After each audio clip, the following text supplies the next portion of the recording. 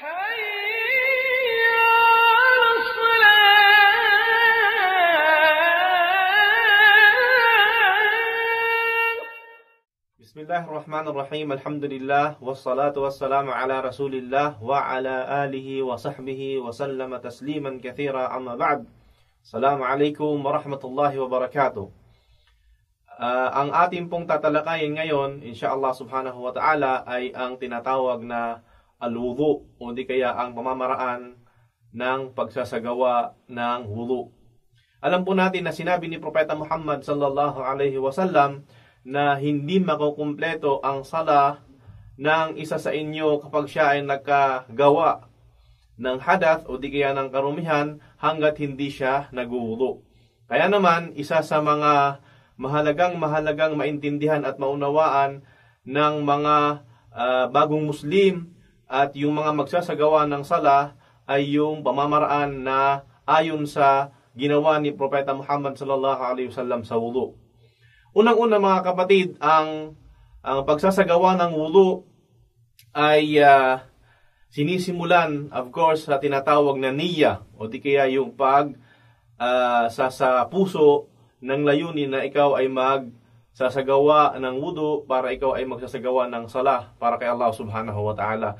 At of course, dito ay hindi na kinakailangan na bigkasin pa ang niyya.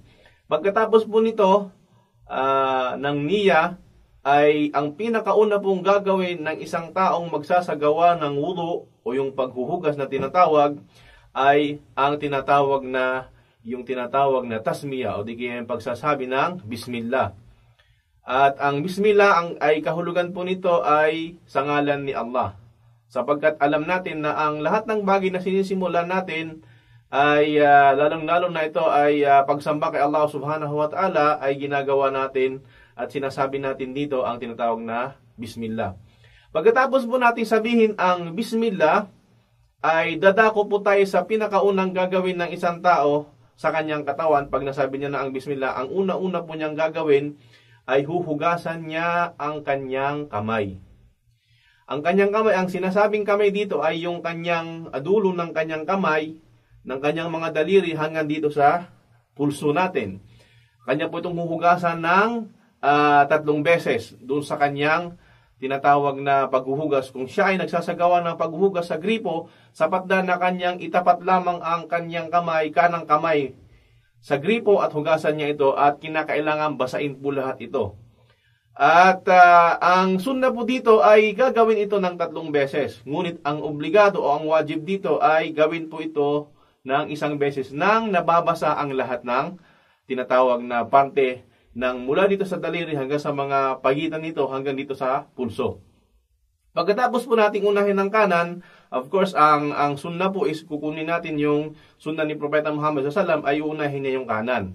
Pagkatapos pong mahugasan ng 3 beses, kung may tabo kayo, huhugasan ninyo ng 3 beses, lilipat naman po kayo sa kaliwa. Mula sa mga daliri ng ating kaliwa hanggang dito sa pulso ay huhugasan po natin ng 3 beses. Pagkatapos po natin mahugasan ng 3 beses, ay lilipat po tayo sa susunod na gagawin natin at yun ang tinatawag na ang pagmumog.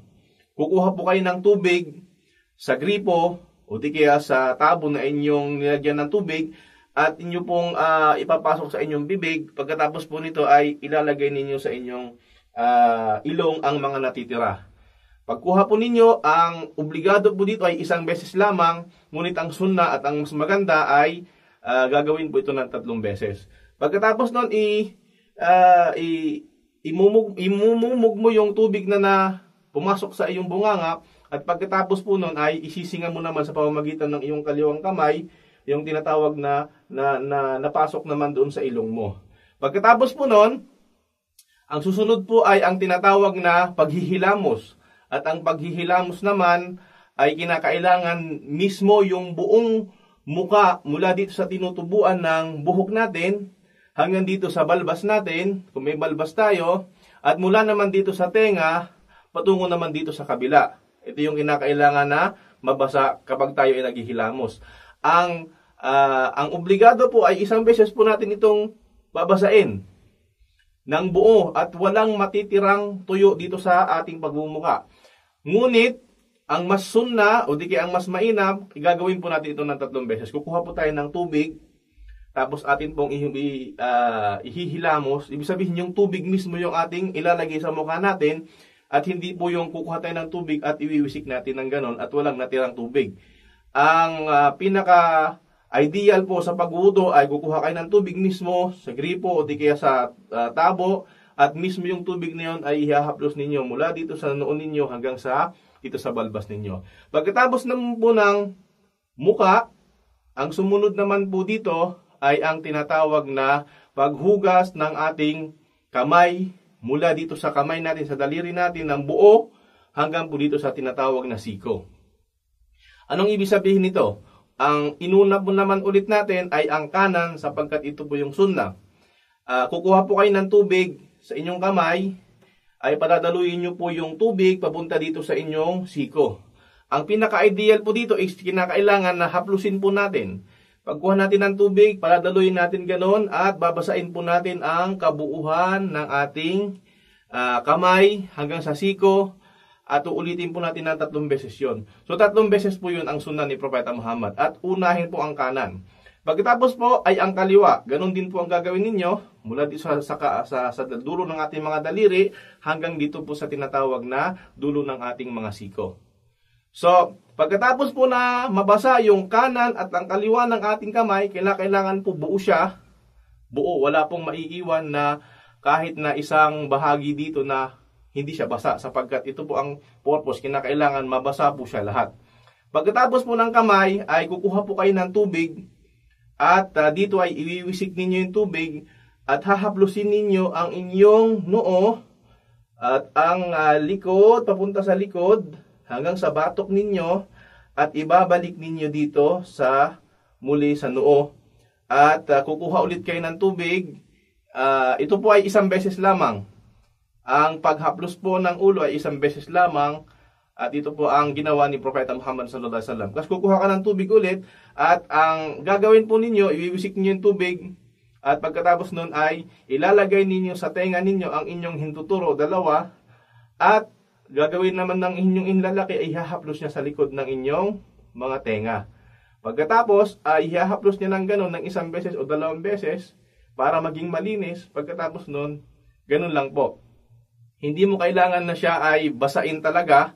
Bagkus kukuha lang kayo ng tubig, iwiwisik ninyo, pagkatapos ihahaplos sa inyong mga tenga. At pagkatapos po, ang pinakahuli sa lahat na gagawin ng isang taong nagwudu ay babasain niya yung kanyang paa. Ang babasain po sa paa ay mula sa mga dulo ng daliri natin, dulo ng daliri natin sa paa hanggang po doon sa bukong-bukong. Ibig sabihin kung ito ang ating paa, dulo ng ating mga paa, hanggang dito po sa bukong-bukong na tinatawag. Babasahin mo po yun. Sa pamamagitan ng pagkuha mo ng tubig sa kaliwa at babasahin mo unahin mo yung kanang paa mo, ay pwede mong ipasok sa pamamagitan ng inyong mga daliri para masigurado nating mabasa yung mga pagitan ng ating mga daliri. So, ito po ay huhugasan ninyo ng 3 beses, simula sa unahan ng daliri natin sa paa hanggang sa bukong-bukong. 3 beses din po yon. Pagkatapos ng kanan, ay isusunod naman po natin yung kaliwa. Pagkatapos po ng kaliwa, ng 3 beses at nasigurado po nating nabasa na lahat, dito po nagtatapos yung tinatawag nating wudu. Of course, ang sunnah ni Propeta Muhammad sallallahu alaihi wasallam, pagkatapos niyang magwudu ay sasabihin niya yung tinatawag na yung shahadatain.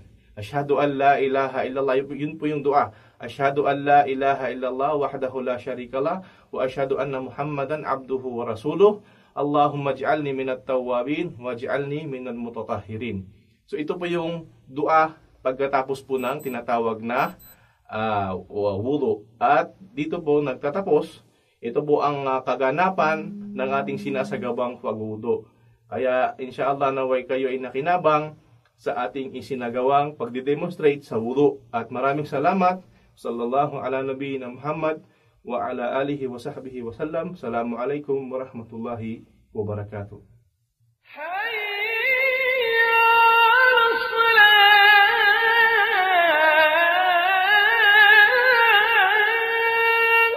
Bismillah. Bismillahirrahmanirrahim. Alhamdulillah wassalatu wassalamu ala Rasulillah wa ala alihi wa sahbihi wa sallam tasliman katsiran ba'd. Sa pagkakataon pong ito ay ating tatalakayin sa kapahintulutan ni Allah Subhanahu wa Ta'ala ang salah o ang pagdarasal. Alam po natin na sinabi ni Propeta Muhammad sallallahu alaihi wasallam na ang ating pagsasala ay dapat o naaayon dapat sa kanyang ginawa o ayon sa kanyang ginawa. Sapagkat sinabi ni Propeta Muhammad sallallahu alaihi wasallam, "Sallu kama ra'aytumuni usalli." Magdasal kayo gaya ng kung papaano ninyo ako nakitang nagdasal. Kaya naman, mahalaga sa isang Muslim na siya ay matutong magdasal nang naaayon sa isinagawa ni Propeta Muhammad sallallahu alaihi wasallam at ng kanyang mga sahaba. Kaya naman insyaallah sa pagkakataong ito ay ituturo natin sa inyo, lalong-lalo na sa mga bagong Muslim, ang pamamaraan ng pagdarasal na naaayon kay Propeta Muhammad sallallahu alaihi wasallam. Unang-una sa lahat, ang sala natin ay ang salatul mafruda natin o yung tinatawag na mga obligadong dasal ay 5, alam natin yon. At ang salatul fajr, salatul duhur, salatul asar, salatul maghrib at salatul isya ay nagkakaroon ng iba't ibang raka'a, sabihin iba't ibang bilang ng raka'a. Kaya naman insyaallah ang pinakasimpleng gagawin natin dito sa pagtalakay natin na ito ay ang salatul fajr o yung 2 raka'a. Kapag ang isang Muslim ay handa ng magsagawa ng dasal, na kompleto nila lahat ang mga kondisyon ng dasal, kagaya halimbawa ng wudu, kagaya ng yung kanyang damit ay malinis na at lahat-lahat, wala siyang ibang gagawin kung siya ay nag-iisa o di kaya siya ay ang imam, kundi tumayo at humarap sa kibla at hanapin niya yung kibla, sapagkat ito ang isa sa pinaka mahalagang dapat niyang magawa. Tumindig siya ng tindig na tuwid at humarap siya sa kibla. At pagkatapos nitong bagay na ito, siya ay haharap sa kibla, siya naman ngayon ay magsisimula na sa pinakaunang gagawin niya sa dasal. Of course, siya ay magsasagawa ng intensyon at ang intensyon na yan ay hindi mo na kinakailangan na sabihin. Ang iba kasi ay may sinasabi sila na ang intensyon ay kinakailangan bigkasin, ngunit ang pinakatama dito ay hindi mo na kinakailangan bigkasin. Ang una dyan ay ang tinatawag na takbiratul ihram o yung pagsabi ng tinatawag na Allahu Akbar. Kasabay nito ay yung tinatawag na pag-angat ng kanyang 2 kamay nakapantay, na nakabukas, nakapantay sa kanyang 2 balikat at ang kanyang o di kaya ay pantay ng kanyang sa baba ng kanyang tenga. At ang pagkatapos nito, pagkatakbir niya ng takbiratul ihram, ilalagay niya ang kanyang kamay sa kanyang dibdib sa pagitan ng pusod at sa pagitan ng kanyang liig, at ang kanyang kamay ay ipapatong niya ang kanyang kaliwa sa kanyang kanan. Ibig sabihin, ang nasa ibabaw ay ang kanyang kanang kamay. Pagkatapos nito, siya ay magsasagawa ng mga tinatawag na mga dapat niyang sabihin sa tinatawag na, pagkatapos nito ay tinatawag na istiftah na tinatawag. Pagkatapos ng istiftah, ay kanya naman sasabihin yung tinatawag na isti'adha. Pagkatapos nito ay babasahin niya yung tinatawag na yung Bismillahirrahmanirrahim at siya ay magbabasa ng Suratul Fatiha. Ang Suratul Fatiha ay isa po sa mga mahahalagang bagay o di kaya mahalagang mabasa ng isang tao sa sala, sapagkat ito ay rukun o di kaya ito ay haligi ng sala. Sabi ni Propeta Muhammad sallallahu alaihi wasallam, kapag wala salata liman lam yaqra bi Fatihatil Kitab. Walang sala kapag hindi mo nabasa ang Suratul Fatiha. Magbabasa siya ng Suratul Fatiha. Pagkatapos niyang basahin ng Suratul Fatiha ay magbabasa siya ng isang sura mula sa mga surang nakabisado niya. At pagkatapos nito, siya ay lilipat mula sa pagtayo at siya ay magsasagawa ng takbir.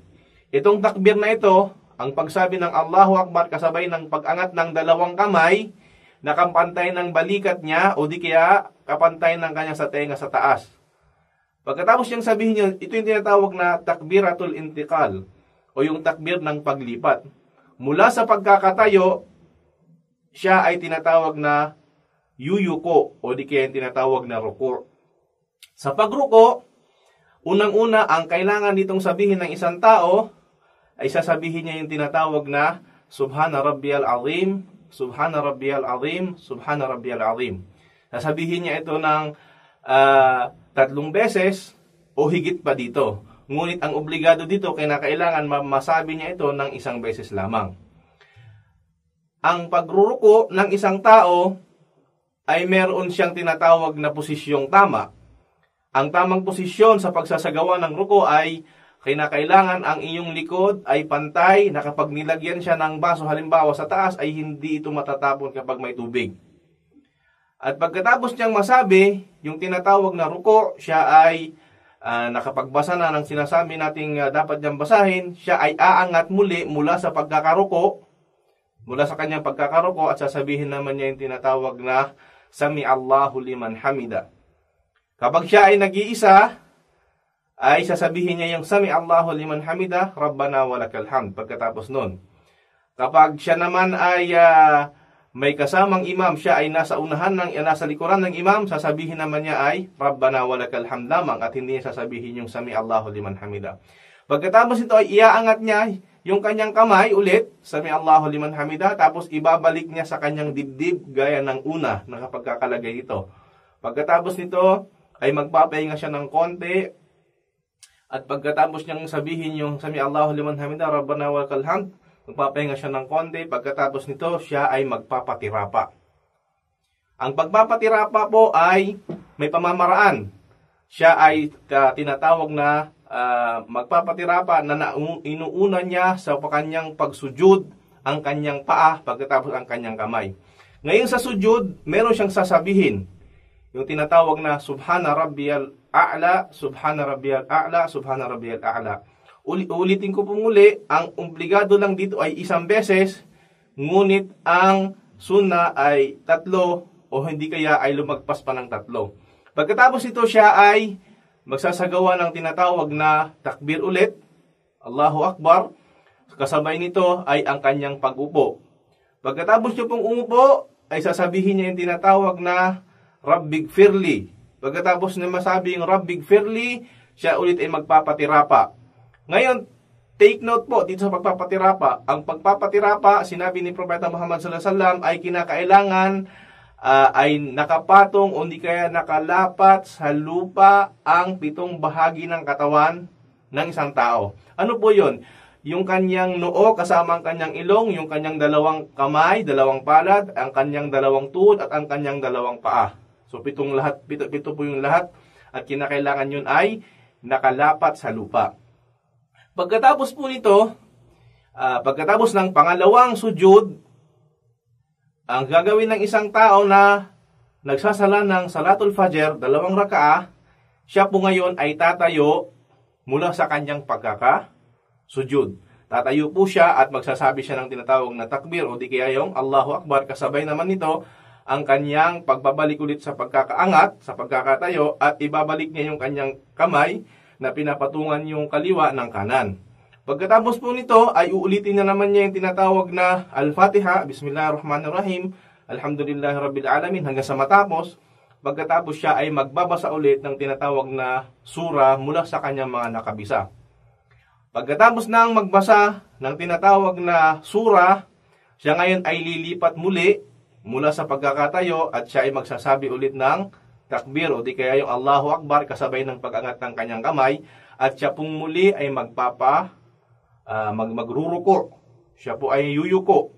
At sasabihin niya pong muli gaya ng sinabi niya kanina, Subhana Rabbiyal Azim, Subhana Rabbiyal Azim, Subhana Rabbiyal Azim. Pagkatapos po nito, aangat po siyang muli at pagkaangat niya, konting pagpapahinga, siya po ay bababa at sasabihin niya yung takbir, Allahu Akbar, at siya po ulit ay magpapatirapa.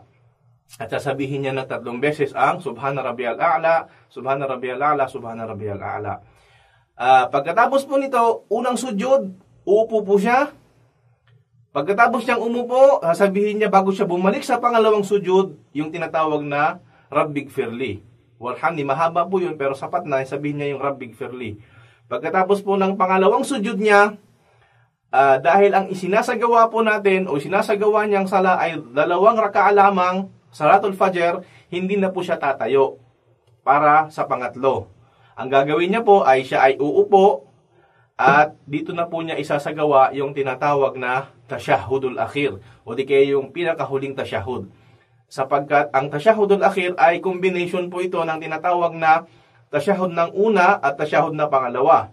Yung at-tahiyatu lillahi was salawatu, yun po yung una, at yung pangalawa naman yung tinatawag na tashahhudul yung akhir ay may kasama po din yung tinatawag na yung Salah Ibrahimiyya. Pagkatapos po noon ng tashahhud ay ang pinaka huli niyang gagawin ay yung tinatawag na taslim.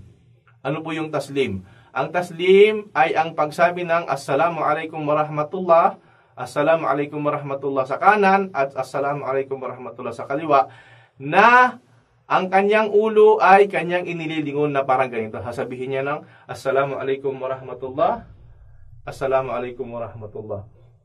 Yun po yung tinatawag na taslim. Ito po ay isasagawa ng isang tao kapag siya ay natapos na sa kanyang pagdarasal. Ngunit tandaan po natin na ang isinagawa po natin na dasal ay 2 lamang. Kaya naman kung ang dasal ay 3 o hindi kaya ay 4, ang gagawin niya ay kapag natapos niya, kapag 3 halimbawa, pagkatapos niya ng 2 raka, uupo siya at magtatashahud siya ng unang tashahud.